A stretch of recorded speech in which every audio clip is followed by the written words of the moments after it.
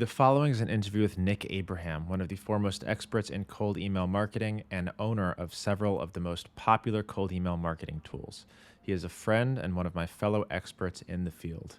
If you're interested in advancing your skills and knowledge base in cold email, software platforms, and lead generation, please enjoy this episode. It's a little bit long, but you're going to get tons of value, especially if you're looking to become an advanced cold emailer. Enjoy the episode. Talk to me about B2B lead gen. When you're first starting, when you're talking to a startup, where is a good place to kind of start? What platform do you use? What are the pieces that you need to have right so that you can keep those calendars booked? Yeah, so I think it really kind of depends, right? So when you look at a startup, there's two stages, right? There's pre-product market fit and then there's product market fit, right? So, when we have a lot of clients that are pre-product market fit, there's a lot that goes on in the testing side, right? And it's more about on the data side. We got to scrape tons of different verticals. And so my favorite places to kind of build lead lists, it's Ocean.io. It's a really new enterprise type software. It's probably, what I see overtaking ZoomInfo possibly in the future. Everything else is way beyond ZoomInfo. But other than that, the things I love to use to kind of send out emails are obviously the platforms we built out. So everything from Emmy to do the email outreach, Inboxy to do the email warm up, Quick Lines to do the AI personalization, Scrubby to do the email list validation. That's the tech stack we use for anything B2B lead gen related. Beautiful. And let's take a step back because I agree. We scaled our company on cold email. We were a startup. We didn't have funding. And if it weren't for cold email, I'm not sure we would have been able to get to a point where we could start investing money in certain tests for like advertising on Facebook ads and YouTube ads and Google ads. And those are expensive. We pay $250, $350 per book call when we're doing it on Google search ads in some cases. So cold email, I think if you can master that when you're in that startup phase, you're going to have an easy time scaling. And you just mentioned a lot of different points that kind of cold emailers have to have tapped into if you're going to be successful. Data was one of them, validation, and basically all the tech stack that you built for yourself and for other marketers. So let's dive into a couple of those, and we'll start with kind of an overview of cold email and what you need to have in place. Yeah. So data. Let's start with data. Ocean.io is this. I've never heard of it, so I'm pumped about this. I can't wait to dig into this. We use Apollo.io. We're grandfathered in, so it's relatively affordable for us. But talk to me about data. Why is data important? How do you use it? So, when it comes to building lead lists where, if you think of just like an overall cold email campaigns, the ones that work the best is when it's relevant and you possibly have a case study that's relevant to the person receiving the email, right? And so, building account lists that are super specific, those are the ones that work the best. And so that's what Ocean helps you do. Because most people, they use the tags within a typical database like Apollo, right? But the thing is Apollo, ZoomInfo, all these other databases, they have, almost billions of data points in there. And so they're always going to be off when it comes to their tagging and their filtering, right? And so that's why I don't like to build my lead list using the filters within a database, because those tags are typically going to be a little bit off in certain verticals and certain spaces. It just all depends, right? But what Ocean does is, let's say, for example, you tell me that Leadbird is your ideal client or is a client that you have a crazy good success story with. You plug Leadbird into Ocean, and what Ocean does is it actually builds an AI account list according to other accounts that are similar to what you plugged in. And so this helps a lot in terms of building the perfect ideal account list. And an account list is just, a list of accounts, list of companies, right? And then what we'll do is we'll take that list of accounts and we'll put it into something like Apollo, or we'll just enrich it inside of Ocean or ZoomInfo, or just kind of depends on who we're targeting. Because some databases are better for certain industries, right? And in those databases, we'll enrich it for the contacts. So we'll pull the head of marketing, the head of growth, or just multiple decision makers in the marketing department, things of that sense. And so that's kind of our lead list strategy process for, I would say, most spaces in the B2B. That's an interesting way you can kind of filter data by companies who are similar to ones that you already know are working and good clients for you. We've never done anything like that, so excited to dig into that. What does a tool like that cost? Just to put into context for listeners. Yeah, so Ocean, it's enterprise software. So I believe they start at $12K annually for their starter plan, and they only sell annual plans, if I'm correct. I think our renewal is actually coming up, so we'll figure out what their next pricing option is. I'm sure they've probably increased their prices. I think they just raised, so that's definitely something that's going to be happening. Hopefully, you're grandfathered in. Yeah, and yeah, that's not cheap. That's similar to Zoom Info, so definitely something for more advanced marketers. I can't imagine a lot of startups digging into that. And I think Apollo.io is around that price too now. So if you're able to get in on the ground floor with one of these new companies and they grow and they get better and better, you're in a good spot. Have you used 100%. any other data platforms for your data in your years? Yeah. And what are your opinion on those? Yeah. So one thing I've actually just been testing is, so like, once again, like I'm super big on just making sure that the lead list is like super accurate. Like accuracy is the biggest thing when it comes to like building a lead list. So there's this new tool called EvaBoot, and it's basically a LinkedIn sales navigator scraper. And so this is way more affordable. I think like for 20,000 leads, it's about $90, something like that. Nothing enterprisey, but the value prop with EvaBoot is that it'll scrape your LinkedIn sales nav search. And the issue with LinkedIn sales nav search, just like I mentioned before, if you put in like today, I was literally using it and I put in a search to find a very narrow list of CPAs, and sales nav like on like the 10th or 11th page would give me people that aren't CPAs. They might work at like a CPA firm or have in the past as like an assistant. So a lot of people that just don't fit that like exact job title, even though I'm putting in the job title just CPA. And so EvaBoot, once it scrapes LinkedIn, what it does is it does like a cleanup, or I think that's what it's called in there, and it'll literally remove all irrelevant like people or leads from that lead list to kind of build that exact lead list.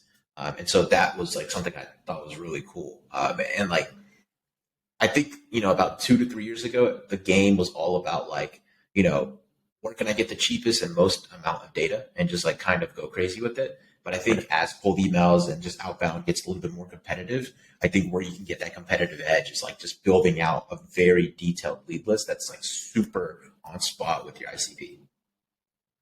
Right. That makes a lot of sense. And there's cheap tools out there right now. We're experimenting one, leadrocks.io. I think we got them on AppSumo. It's brand new. It's from the same creator of Closely, the LinkedIn automation tool. Mm-hmm. So hopefully it gets better and better and better. Right now, it's still very rudimentary. But for startups who are listening right now and maybe don't have a $12,000 budget to get some data, might be a good option for some people.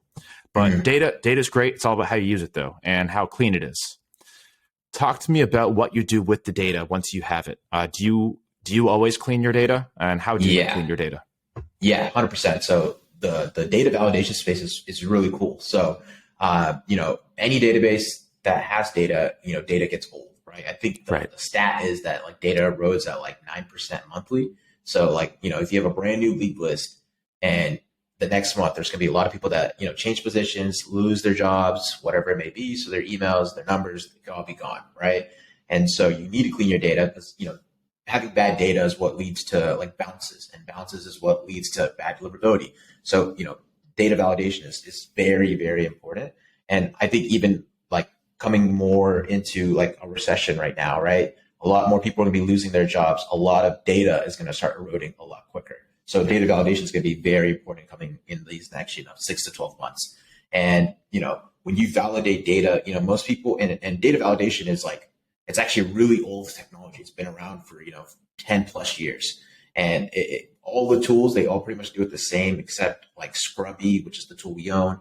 And actually, I don't think anyone else does it. So I'll kind of explain what makes it different. But basically, like all the old tools, they basically are categorizing the data into really like 3 or 4 data points, which is valid emails, which is obviously what you want to email, catch-all emails, which is basically them saying, hey, I don't know if it's valid or invalid, but you should probably throw it away because it could bounce, right? And most marketers that are smart, they do throw away their catch-alls.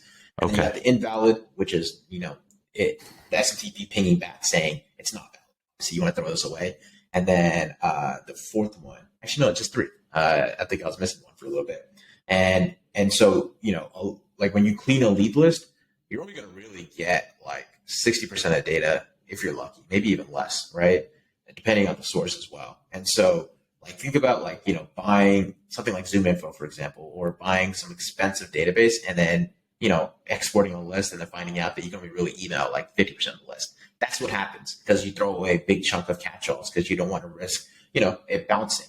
And so that's kind of where Scrubby comes in. And so the only way to validate catchall emails is basically you got to email the catchall email, right, with burner accounts and basically see if it bounces or not, right? And so what we do with Scrubby is actually we have a huge amount of seed accounts that we're ready to burn, right? And what we do is we actually just email a blank email to the lead list that you upload, and we just catch to see if it bounces or not. And that's how we validate catchalls. And it's the only way you can validate catchalls. And so that's kind of the value prop of Scrubby, right? We're like the only software in the market that can actually validate catchall emails. And so you also kind of have to think about it from the point of view is like most smart marketers, they get rid of the catchalls because they don't want it to bounce. It's only really like the people that have like really spammy emails that are like, like trying to sell you SEO, digital marketing, those typical emails, right? Oh, I get them every day. Yeah. And so now that you have more data, you're also emailing people that never get good cold emails. So when you do send a cold email, it just stands out way more in their inbox. And so that's kind of like the value prop with Scrubby. So you guys don't even spit out catchalls. It'll either say valid or invalid, right? Because you're, I guess, handling those catchalls. Wow, that's super interesting. We throw out our catchalls, and that's probably hundreds of thousands of data points over the past few years. Yeah. So and like in a lot of industries, like you'll find that like 60 to 70% of the catchalls are actually valid emails.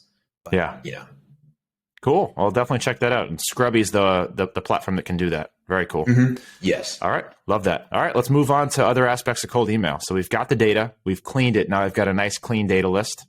Now we got to send these things. So walk me through some of these other tools that we're using. Yeah. Obviously, there's sending platforms. Mm-hmm.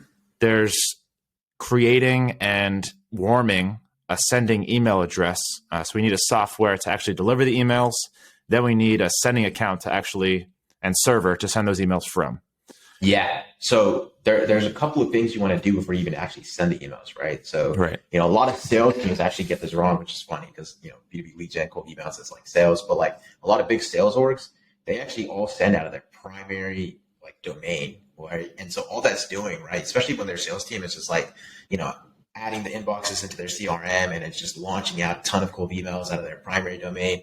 All it does is ruin that main domain's deliverability and reputation, right? Yeah. So when you cold email, never cold email to your primary domain just so you don't risk it. Like, obviously if you're a massive organization like Amazon or Apple who have built up an insane amount of domain reputation, it's not as important, right? But like, when you're working with smaller organizations that, don't have as like high of a domain reputation as them, it hurts us a lot more whenever we do start ramping out a ton of cold emails. And so, always buy secondary domain and just have that forward over to your primary domain and use that to like do the cold emails out of.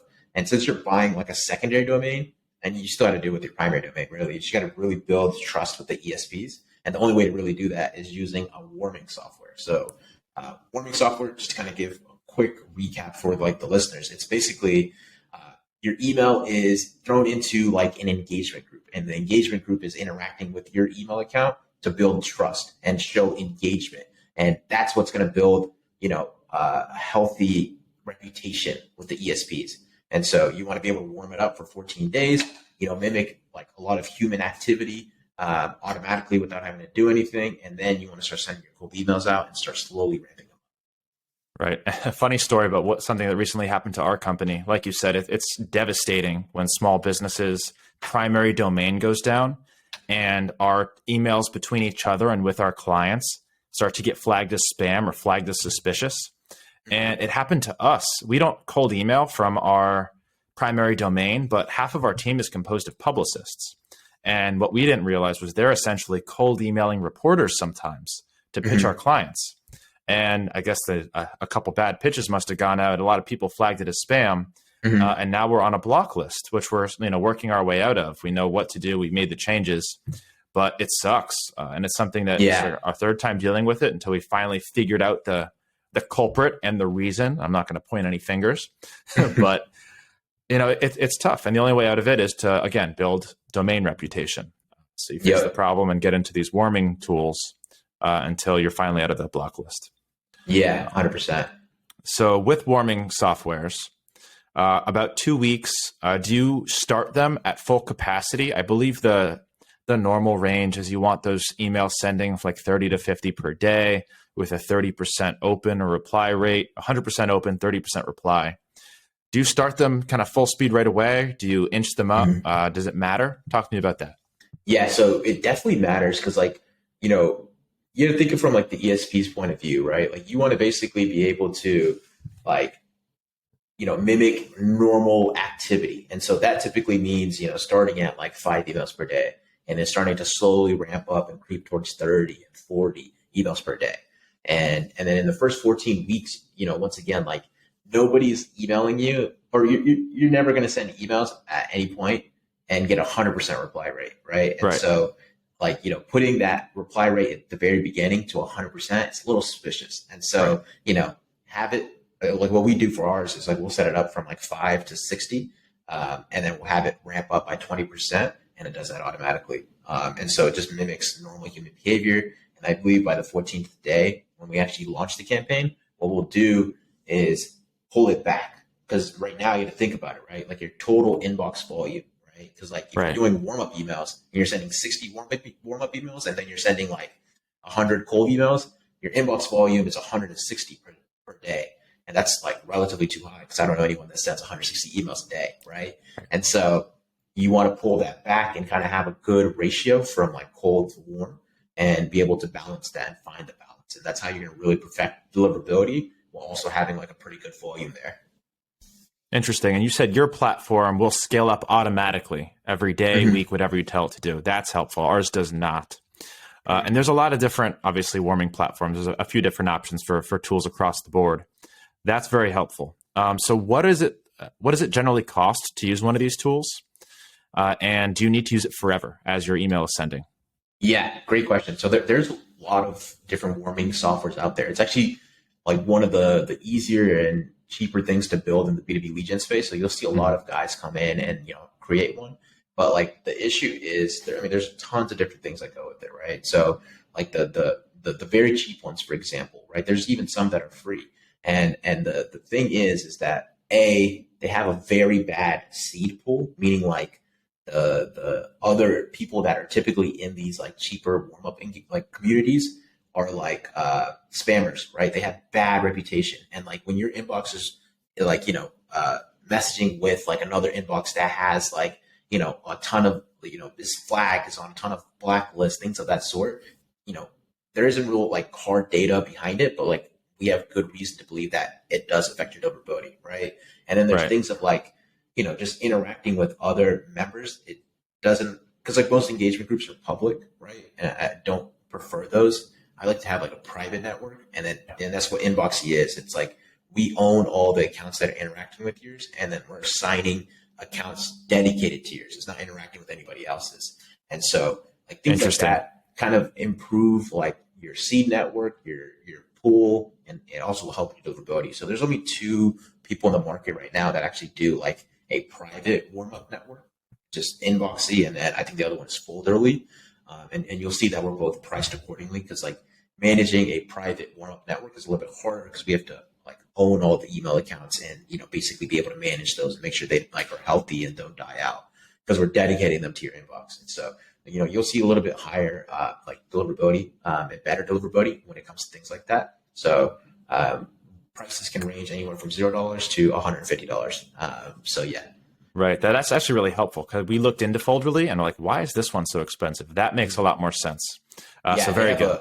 They have a very good seed pool. Like their seed pool is comprised of like a ton of, Google domains that are completely owned by them. They're not used for outbound activity. And they have a good solid amount of Outlook accounts in there. Like it's a great seed pool. Like if I was not to use Inboxy, I would be definitely using them. Even though it is a little bit more expensive, like it's definitely going to help over like a longer period of time. Maybe we throw our Otter PR main domain into yours or into Folderly to get out of that block list quicker. Very good. Very good. The other thing too is like if your deliverability goes down, like most people kind of freak out. If you're using your secondary domain, like it's all good. Just throw that one away, get a new one. You're up and running again. And you don't even need to throw it away. You can just toss it back into a warm-up pool, right? And what's going to happen is that you're basically, because like in the warm up pool, you know, they're all designed to mark your email for like, it's supposed to mark your emails as unspam, right? So the spam folder is going in and saying it's not spam. And so that's just going to train, you know, the ESPs to kind of trust and believe in your domains again, right? And it's building like positive interaction. So, you know, for you, for anyone else listening, deliverability goes down, just throw it back into a warm up pool and you're going to be good. All right, beautiful. I love it. And we got a few more components to getting good cold emails through. We've got the sending platform, and we've got first lines, which is something that we started using relatively recently. So walk me through that. Is there a preferred sending platform? What do you do with it? And is it important which one you choose? Yeah, so I mean, it kind of depends on like what are your campaign objectives, right? Because I know a lot of people that have like, you know, like very big LTVs, right? And a lot of like their entire market is extremely small, right? And in some of those cases, it makes sense to just use like a one-off platform like Lemlist or Mailshake and kind of do the emails like a little bit more manually and not like really look to scale the outreach. Yeah. But in most cases, like especially if you're like a B2B like demand gen agency like we are, like a lot of our clients are coming to us just like automate the entire process, right? They just want to, you know, their markets are huge and they want to get as many messages as they can. And tools like Emmy, Instantly, Quick Mail, those are going to be your go-tos. And the reason why is because you're able to add, you know, unlimited amount of inboxes into there and rotate through those inboxes. So you're able to keep your inbox volume low, right? And kind of mimic that human activity by just bringing it all the way down, but be able to still scale your volume because you're adding so many inboxes. And so I think it kind of depends on campaign performance and kind of like how big your TAM is and stuff. But I would say in most cases, like I would probably use something that can rotate inboxes because it's just going to like scale your outreach while also keeping like really good deliverability. And when it comes to campaign performance, those are like the fundamentals. Like those are the building blocks. If you can get those two things down, like everything else gets way easier. Yep, I agree with you. I must have been through 6 different email sending tools and platforms. All of them are a little bit different. I always feel like I'm missing out on, you know, the best one that somebody starts using and recommends to me. Like Growbots.io is one. Someone's like, you got to be using Growbots. We recently just switched to Instantly. Before that, it was Snovio. So always making new moves. But I agree with you. Being able to rotate through inboxes is huge for scaling. So if you plan on, you know, sending from 50, 100 email addresses, being able to plug that into a few different campaigns instead of 50 to 100 different campaigns, which makes it much, much easier, smoother. And I got to check out your tool, but Instantly seems to be doing a great job building out new features and things like that. Their founding team is amazing. I was actually supposed to have a call with them earlier today, but I actually had to cancel on them. But they're great guys. I love them. Yeah. Another fun story. I guess it was today or yesterday where they added the new feature where under email accounts, it just shows you what records are missing, and your records probably aren't missing. But our marketing assistant's been the one setting up the email addresses. And they were all missing a DMarc record. We're like, why is nobody replying? Because probably when those emails are going through, they get a big old flag that says looks suspicious. There's no DMarc record. So instantly, I woke up this morning and I had a bunch of red notifications that all the DMarc records are missing. So it's amazing. And like one little piece of information, one little move, we're probably going to, fix that overnight. Yeah. I actually have something to tag along onto that as well. So we had this new inbox manager who came in, and our inbox managers are in charge of setting up the inboxes, setting up the DNS, putting in the DMarc records and all of everything there.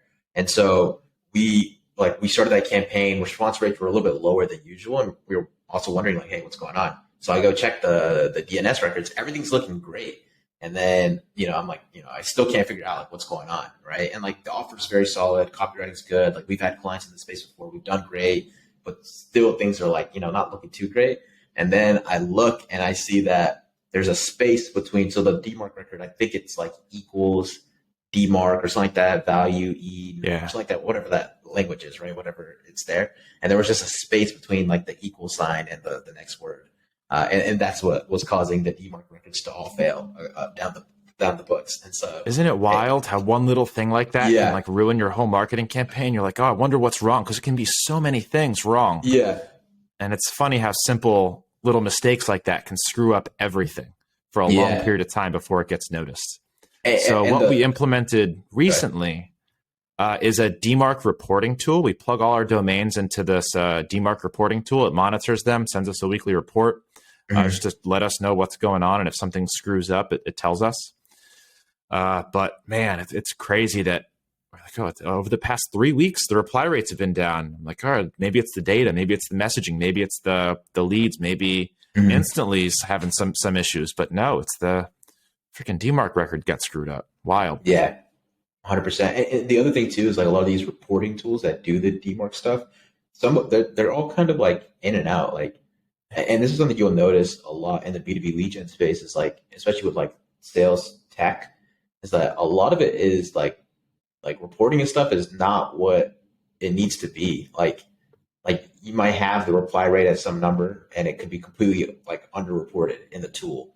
And so you really got to kind of look at like the actual inbox level. Like you got to go into the inbox and kind of do it manually to kind of see if like the tool you're using is like super accurate. And so whenever you're working with new like tech stack, even ours, like do the due diligence, like kind of go into the inbox and kind of look at it at like a really granular level. Cause like a lot of that can impact your campaign performance. Right. Like even with like in that situation I had, like I think we were using MX Toolbox or one of these other tools to kind of report on the DMarc. Or I think we were using Mail Genius, and it said the DMarc record was good. And then like the real way to check is like you can look into like in your mailing where I can't remember where it is in the mail. Like Postmaster, I don't know. There's a lot of you can like kind of check at it like on the actual emails that are sent out. Like you can actually see it in the signed by, mailed by kind of like status in that area around there. You can see a lot of your DNS and make sure it's like set up correctly there. And so that's how I was able to tell, like, okay, it's actually not set up correctly. Let me go set it up correctly. And so, crazy how technical it gets when you really dig into it. It's wild. Yeah, there's a ton of stuff. I'm still learning every day. Like there's still tiny things. I mean, I'm sure there's things I'm saying incorrectly, but I'll figure it out that, how to fix it and, learn a lot of things along the way. It's the life of a digital market. It's always changing, evolving. Always gotta stay learning and figuring this stuff out. Mm-hmm. All right. So we talked DMarc records. Sorry for everyone listening if that got a little technical and boring. It's really interesting once you start picking it up and trying to diagnose what's going on with your campaigns, and you're really getting technical with it when you're monitoring a lot of different domains. Eventually you got to know this stuff. And really there's not a lot of experts out there that you can hit up to talk you through DMarc records. We recently found one who's been the one kind of walking us through this stuff, but man, there's not a lot of good help out there. So you're lucky to have found me and Nick. So let's talk a little bit about the kind of the most important part of email marketing, which is what are you saying in the email that's going to get them to open that email and reply to it. And I know first lines are a part of it, and let's discuss that, but let's also discuss kind of overall strategy with what the goal of that copy in the email is, because it's very different than normal ad copy. It's very different than website copy. The objective is a little bit different. So walk us through how you generally come up with that. Yeah. So a lot of people like the big fad right now is like, first line personalization, AI, human based, whatever it is. Right. And basically first line personalization is just making the emails individually unique and personalized to the prospect. And like in a lot of cases, it's great. Like it's never going to be a bad thing, but in some cases you really don't need it. Right. Because there's other things that you can use to personalize at scale. Right, like pulling in data points like the city, right, and mentioning something about the city. Like before I built QuickLines, I used to send out cold emails to other marketing agencies, pitching them on B2B lead gen, and I would say things like, "Hey, first name, saw that you're located in city, right?" And I put that merge field in. Huge fan of, and then I put the correlating sports team, and we actually built that into QuickLines, right? And so there's ways to personalize at scale. So don't stress too much on the first line personalization kind of thing. But if you look at like any great cold email, it usually has like three things, right? Has a great TTA, has a great case study, and then there's like some kind of commonality in it. I think Alex Berman is the one who coined the term like the 3 C's of a cold email, right? And so if you can have like those three, you know what it is? It's a compliment, CTA, and then case study. If you do all three of those things, those are generally the best types of cold emails, right? And one thing I've also noticed over like doing a lot of cold emails is that if you're sending cold emails back in the day, kind of pitching like straight to a meeting, you probably get it and have a way higher point of set rate. But now, a lot of things, I think our lowest performing CTA right now is pushing people straight to a meeting, right? And so we like to kind of keep it open ended, have like a question based CTA right? Where we're saying something of like, hey, is this something you'd be interested in? Something where they could just reply back saying yes or no, and make it much easier on them, right? Because where I think a lot of people mess up is they're trying to set the meeting off that first cold email, when in reality you want to optimize for a response so that you can convert that response into a meeting. And so that's where we like take that to the next level with like Emmy and stuff.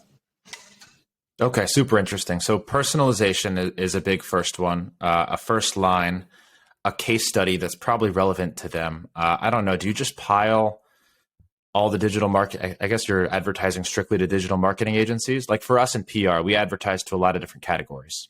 So we try and break our campaigns up by category and use a relevant case study in that email campaign.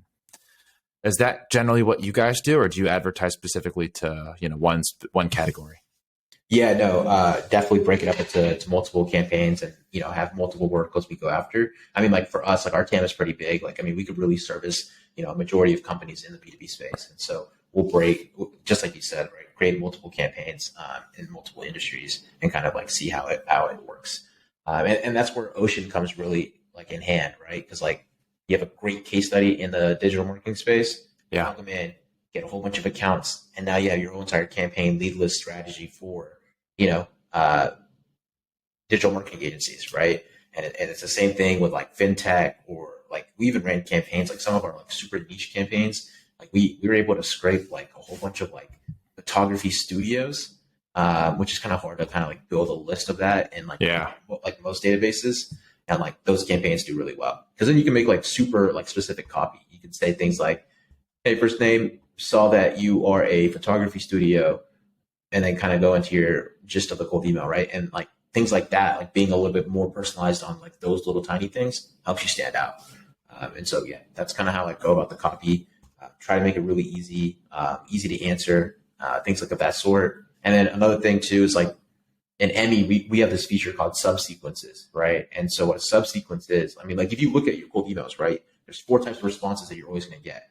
People wanting to get on a demo, people wanting more information, people telling you to reach out at a later time, or people saying, to reach out to someone else in their department, right?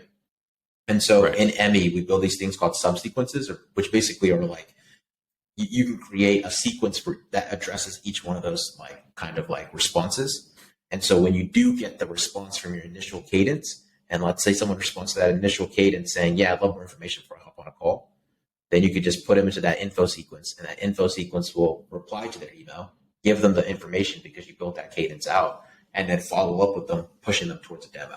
And so we're optimizing our initial cadence to kind of just get a response so that we can use the nurture sequences and the subsequences to convert those regular responses into actual demos. And so that's kind of like the process that I've seen that's been working like crazy recently. Very interesting. Yeah, we usually ask for the meeting right in that first email. So you found more success with kind of leaving it open-ended. Like, is this something you'd be interested in? Yeah, 100%. I mean, like, I think Gong did a whole entire study on it. So Gong is like a huge analytics sales tool. And I believe they even published that like pushing towards a meeting is their lowest performing CTA in like just the sales industry. And so I think that kind of like piqued my interest, and I was like, all right, let's try something else in terms of CTAs. And so usually we're just asking like if they like more information, or if they're interested in hearing more, things like that. Those are like our favorite CTAs, rather than saying, hey, are you free at 3 p.m. To talk about XYZ, things like that. That's super helpful and tactical for me. That's why I love jumping on these interviews and learning a lot for what I'm going to implement in my own company. So awesome. So CTA is obviously a huge part of converting on a cold email. Another one, that's assuming that they open it, right? Yeah. You see an email from someone you don't know. First question is, are you going to open that thing or not? Second is, are you going to reply or not? So how would you say is a tactical way to get somebody to actually open the email? Mm-hmm. So it's funny because I see a lot of people like speak a lot about like subject lines and how to create the best like subject line. But like, I feel like in most B2B sales like industries, like I've never like the subject line I usually use every single time is quick question and thoughts. Like those two work the best, and they're just like stable. So I never really stress too much about the subject line. And I don't even stress too much about open rate either. Cause like, if you think about it, open rate's kind of like, it's kind of old. like it's not really a relevant metric to kind of grade your cold emails on. Because like, let's say for example, you're emailing an industry that just isn't on their emails. Let's say contractors, for example. Contractors aren't like, especially like the ones that are like self-employed or have less than 10 employees, that they're never on their email. They're usually always on their phones, right? And so if you do a cold email, you can have perfect deliverability. The greatest subject line, you can literally put their phone number in the subject line, and your open rate still may be low, right? And it doesn't mean that your cold email is bad. It's just that it's not the best medium to reach contractors, right? And so I never stress too much about open rate. We track something else called IPS, which is like inbox placement score. Because at the end of the day, like we want to like guarantee that our inboxes are hitting their like primary inbox rather than their spam folder. And so that's what IPS tracks. So how do you do that's that? Kind of like, yeah. So basically, in Emmy, we send, or it automatically sends an email to like 10 seed accounts that we own. And then we're basically just seeing where that email lands in the primary folder or not. So let's say it sends 10 emails and all 10 go into the primary folder of the seed accounts. We know that the deliverability is good. The IPS is, a 100, right? Which is great. Is that similar data that you would get from a warming tool that's going to say how many emails were saved from spam, how many were in the inbox? Yes. Okay, yeah, 100%. Cool. Yeah, exactly. It's like literally that exact same technology just built into an email tool, email sending platform, so that you can kind of see like where your deliverability is going to be. So that we grade all of our inboxes on IPS and then send accordingly. Like if our IPS is below like 70 or 80, then we know we probably shouldn't be doing too much of the sending, and kind of like, nurse that one back to health. So we'll put it back into the warm up. Cool. Do you use any variables in the subject line, like quick question for name, quick question about company, or do you just kind of leave it real simple and then rely on your first line? Because they're going to see the subject line and the first line of that email before they actually open it.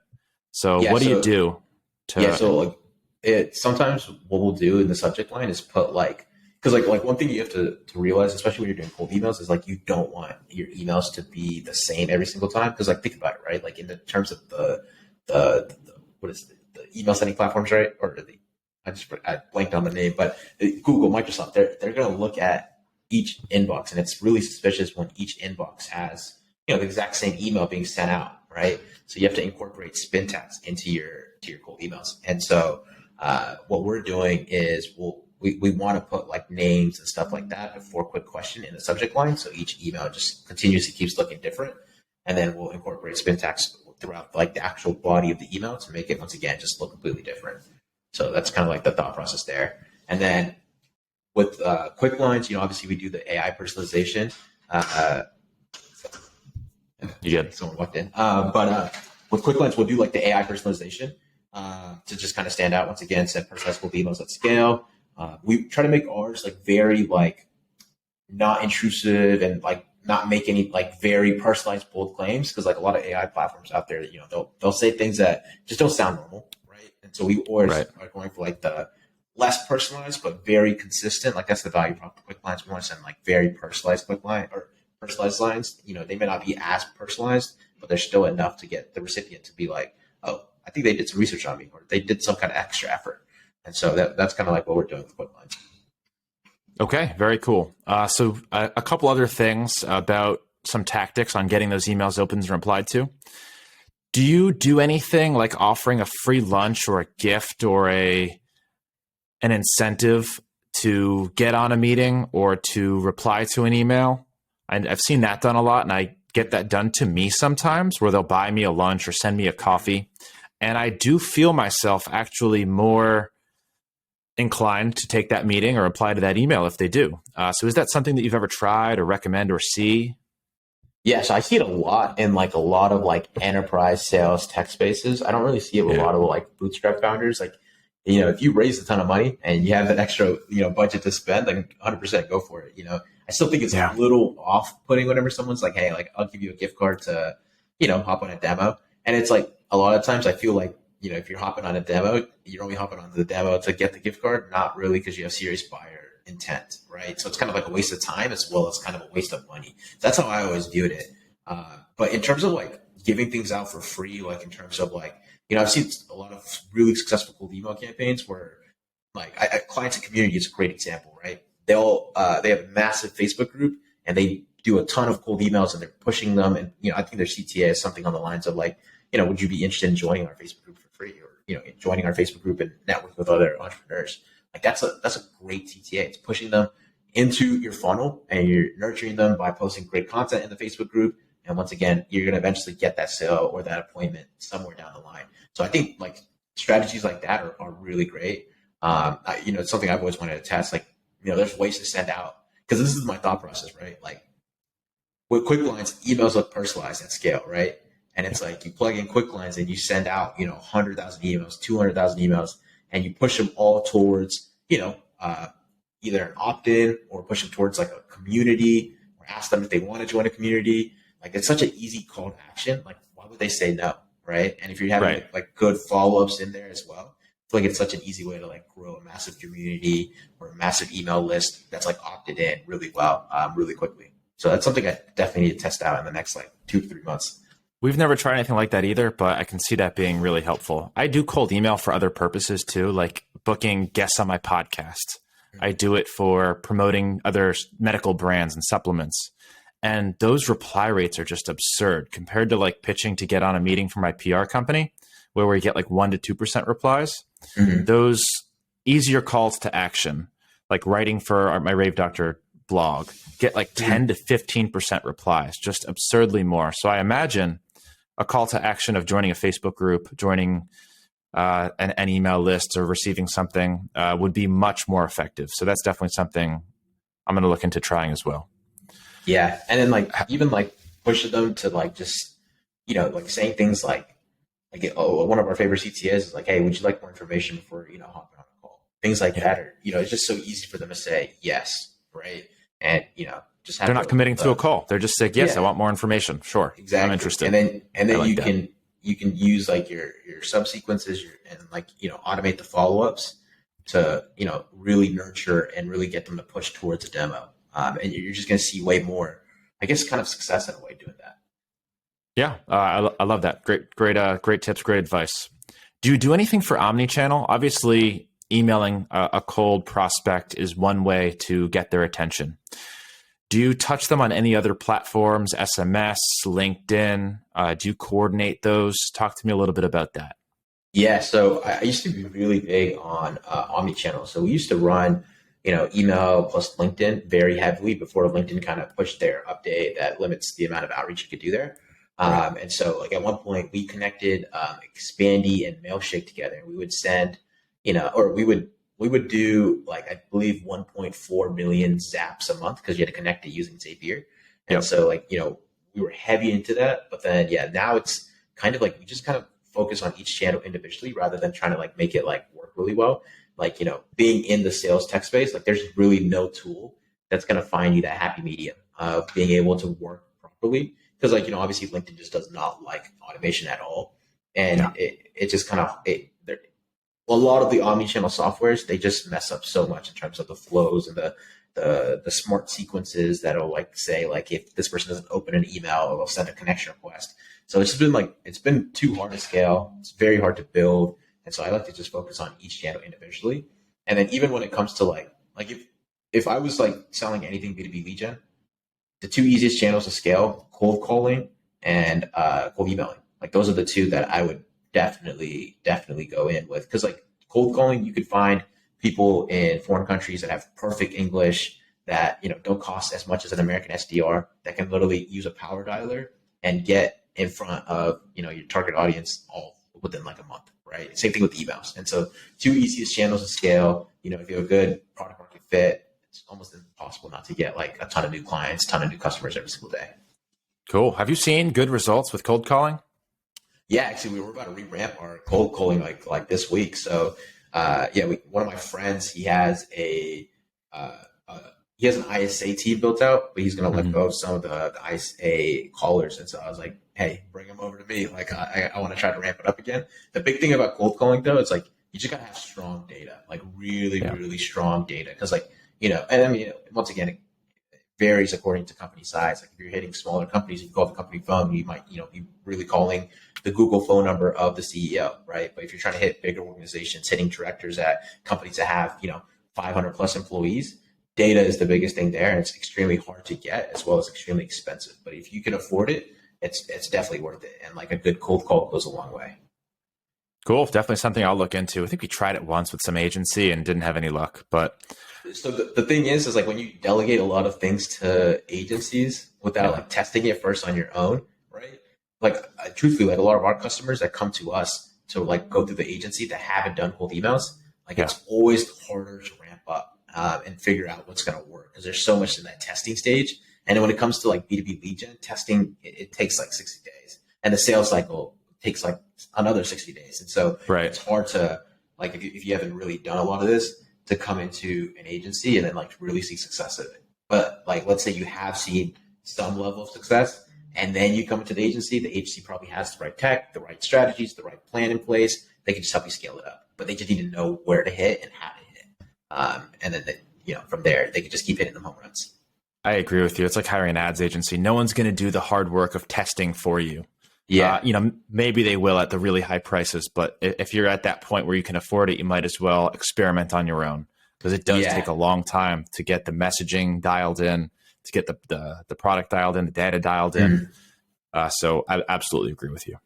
Yeah. I mean, like most agencies are built to be like very productized, right? Like they want to be able to bring someone in and have a system that's like pretty much plug and play and not make too many changes. And so you got to kind of find the right balance when you like hire an agency and try to see. And that's why like with a lot of tech coming out nowadays, it's very easy to build out custom strategies, but like make them very like plug and play. Like we used to have to do the leadless strategy and like look at every contact individually, but now with Ocean, it's like pretty much automated. So that's helped our business and our agency just be able to kind of be a little bit more productized, but still deliver phenomenal results and build a phenomenal lead list and stuff. Yeah, that's so cool. So just finishing up here, talk to me about some ninja tactics, some secret weapons that you think you have used and have recommended to other entrepreneurs that are just game changers that most people wouldn't know. Yeah. So if you have access to a ton of data, so a ton of emails that are like right in your ICP and you want to cold email them, and you have like a very strong offer, like everything, like you basically have everything working. The only thing that's kind of like holding you back is you can't scale the volume, and you're at that point and you want to scale the volume. The hidden secret right there is SendGrid. So SendGrid is it's basically an SMTP, and it'll allow you to send 100,000 emails a month for $30. You can't get cheaper than that, right? But the issue there is they technically don't want you to send cold emails, and so if they notice you're having a lot of bounces or you're having a lot of bad engagement towards your email, they'll push you off of their shared IP and tell you to get onto their dedicated IP. But what we've noticed is like if you have like a very high like for example, there's only two warm-up softwares that can do this, Inboxy being one of them. If you can get Inboxy to warm up the SMTP on SendGrid with high volume of warm-up emails, because most warm-up emails won't allow you to send more than 100 per day. On Inboxy, you can send, I think, like 10,000 per day. And, if you're sending, 100,000 emails and, let's say you're sending 100,000 emails over a month, that comes out to be, I don't know what that is daily. Like, let's just say you're sending 10,000 emails a day, right? And your warm-up volume is, 1,000 emails per day. That means 10% is, positive interactions, positive engagement. You're able to fly under the radar of SendGrid, and they're never going to, kick you off their shared IP. So it allows you to scale that email outreach, have good deliverability, and be able to kind of coast and, not have to pay like for 1 million inboxes. Like I think to send 100,000 emails per month with inboxes right now, that probably cost you like over $2,000 just on the inbox levels. Yeah. And so, that right there is, it's pretty crazy, but is it sustainable? Right, can you do 1,000 emails per day per sender account if you're on SendGrid? Yeah, because they built their own SMTP, right? And so when you build your own SMTP, you don't have like much of the limitations. But the thing is that they scrutinized a lot harder because they like if they ruin their IP, like everyone that's using their IP will also suffer, right? So they want to make sure that you're not abusing it. And if you're able to have that high level of inbox engagement using something like Inboxy, and it's like 10% of your total volume, you'll be able to coast and be able to maintain pretty good deliverability. Like we've only done it for about, I think we're on like day 60 to 90, somewhere around there. And it's driving like a good amount of leads every week. And appointments are, calendars are full. So, it's definitely working. Will it work in the next 6 months? No idea. Will they probably cut us off? Possibly. But right now it's working pretty well. Wow. definitely something I'll try. That is an awesome tactic. I thought you were going to say ClickSend, which is a software. I guess they use their own shared servers too, and you can basically link your sender account and send through their servers. Oh, interesting. Yeah, we were doing like 10, 20,000 a day just on there. You have to pay per email, but it's pretty cheap if you buy it in bulk. Mm-hmm. And that was your everybody good on there, or? It's hit or miss. It used to be really good. Now I don't think it is anymore. They probably ruined their servers. But even sending 20,000 emails to spam every day, eventually people are going to open those things. Yeah, I was going to say that as well. Like, you'll get a couple of wins in the spam folder. People, respond back, showing some kind of interest. So that's I check my spam every week or so. So people are checking it. Yeah, 100%. Other than that, the other, I guess, ninja hack would be like using what's called like avatars on LinkedIn. It's kind of like black hat in a way, but I honestly if you're servicing other businesses, helping them grow, doing your thing, like I don't see it as a negative thing, but basically avatars are just like alternative profiles. So it's like, like an AI generated profile. You'll see a lot of those on LinkedIn, and It basically just allows you to scale your volume on LinkedIn, right? Because on LinkedIn, you're limited on how many daily actions you can have. And so we'll use avatars. So my co-founder, he runs a LinkedIn automation company called Leah. And on Leah, it can create these automated profiles and be able to, send out the outreach through those profiles and stuff. And so he'll make them super custom. They look really real, but they definitely help a lot when it comes to like sending out more LinkedIn outbound volume. And I would love for you to send me a list of some of these tools. The Leah, obviously, your tech stack I have will be included for the listeners, but that's something I'd be interested in as well. We use a tool called Closely to do our LinkedIn kind of outreach and sending, and it's great, but we're limited, to the real accounts of our team members. So that would be a game changer. It does work. The lead generation works a lot. Oh, so dude, being a PR agency, I'm sure you could just do some email outreach or LinkedIn outreach saying like, I'd love to get you featured on XYZ, and are you open to speaking, or, would you want more information or something like that? And I'm sure that prints numbers because everyone wants to get featured. Yeah, 100%. So hook me up with that software. I'll check it out. Get to work on some of those avatars. Very cool. And thank you for sharing those tactics. I think a lot of the startups and marketers out here, I don't think it's that black hat. If you've got a good product, a good message, and you're doing a good job, you got to get in front of people. You need the attention if you're going to win. And that's what this is about. And I appreciate it when I see good offers and good emails and good contacts. I want that information. I want the opportunity to have that service and have that option to scale my company. So don't be shy out there, guys. Yeah, 100%. And for a lot of the smaller companies out there, like we actually just had a demo with someone who felt like QuickLine's a little gimmicky because it does personalization at scale. And it's funny, right? Because like every entrepreneur's dream, every business owner, we want to be the biggest in the space, the best in the space. And you look at some of the biggest companies, in literally America, right? Publicly traded companies, they're using things like avatars, they're using things like quick lines, right? Because we sell them. And so look at Salesforce. It's one of the biggest SaaS platforms on earth. They built their whole company on cold prospecting. Yeah. So it's always funny whenever you hear some people saying that it doesn't work, or they don't want to look off. And I'm like, okay, well, if the bigger companies in the world are going to do it, I'm going to do it as well because I want to be there. All right, Nick, brother, where can people find you if they want to follow your journey, access you, your expertise, your agency, your tech stack? Where is the best place to do that? Yeah, so I'm pretty active on Twitter, not as much recently, but pretty active on there, usually tweeting stuff. You can find me at Nick Abraham 12, I believe. That's where you find me on Twitter.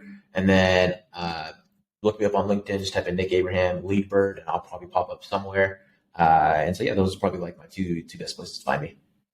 Okay. Well, I appreciate you coming on and spending some time with me, brother, talking about a topic that I have come to love over the years and that I value at, creating my business and helping us scale our company. If it weren't for cold email, I don't think we'd be where we are today.